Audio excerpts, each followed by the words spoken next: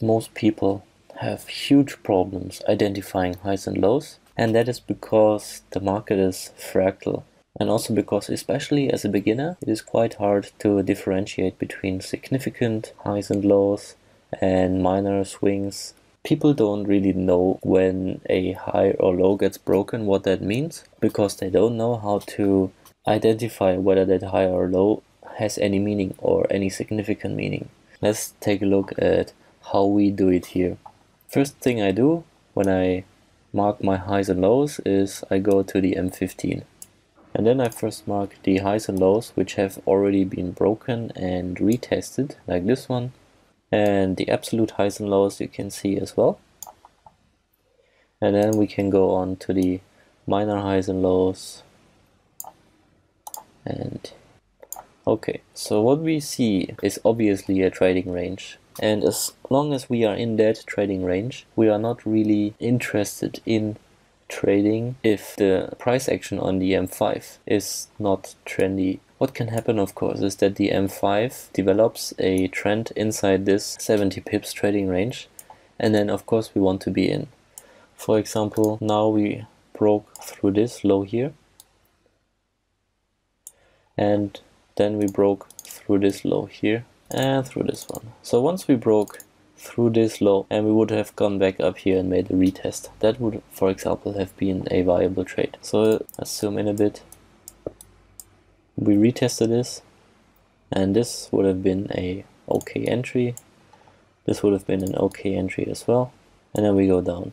And as we go down on the M5, we keep marking our highs and lows. You can see we retested this, then we mark this, retested this, broke above. Now of course we have this one, and this one, and this is just how we proceed until this low gets broken, for example. I'm not interested in any further shorts unless we get a double top here and I can play a trade with the overall trend. Yeah, we are still in a downtrend because the last significant high, which is this one, has not been broken yet. If this one gets broken together with this one, then the momentum shifted and we are in an uptrend per definition. But as long as this didn't happen, we are still trending down because we are still making lower lows and lower highs. Low, lower high. And this is where people usually get a little bit confused, because they see this swing high and they see it taken out, and then they think, oh, now it's time to shift into long mode. And that is of course not true. If you look at the whole move here, which has been like 150 pips, and then you have this minor swing of 20 pips, why would you think that this is a significant high to be broken? We need clearly defined swings to identify whether a trend momentum shift has started or not. So a high is only confirmed if the preceding low gets broken and vice versa. So you see this high here, this was confirmed when this low was broken.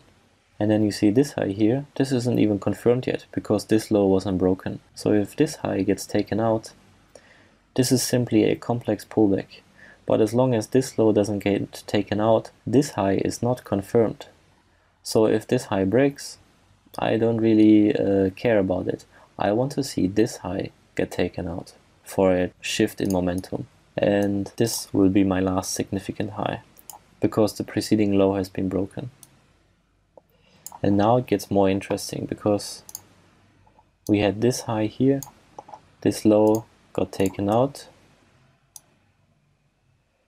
and now we broke above this high and we even retested it. So this is the first time where I would really say this is a momentum shift. This is where we can start looking for possible longs.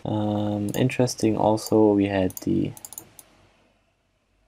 round number around here, 133. So let's see what price will do from here. And we broke down again. So this was a temporary shift in momentum, but it wasn't strong enough, and we broke down again. And some people probably were really eager to enter here, but I need to see more, of course.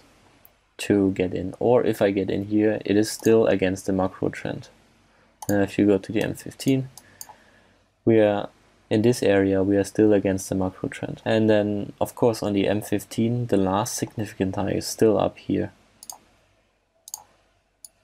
So let's go forward a bit.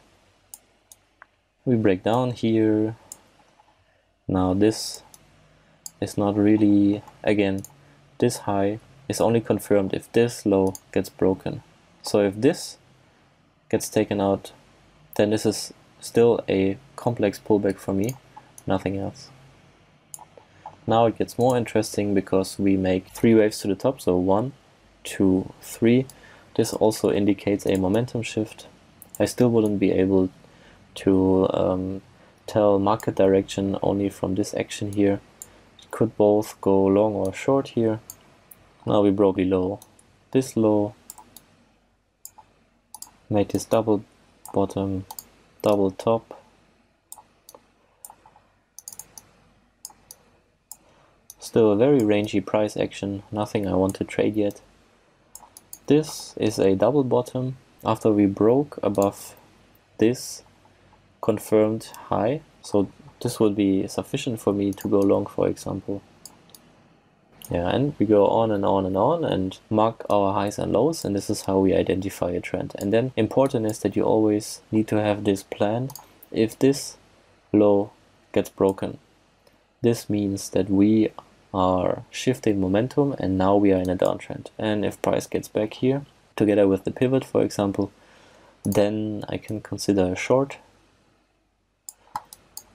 Again, we made a double top here, and then we made 3 pushes to the top, 1, 2, 3. So we broke the high 2 times, and the third time, this is a classic pattern. The third time we came crashing down. Again, now we are in this constellation. Nothing I really want to trade here.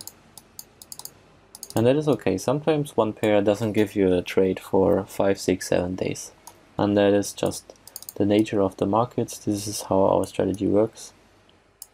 We bounced again from this low.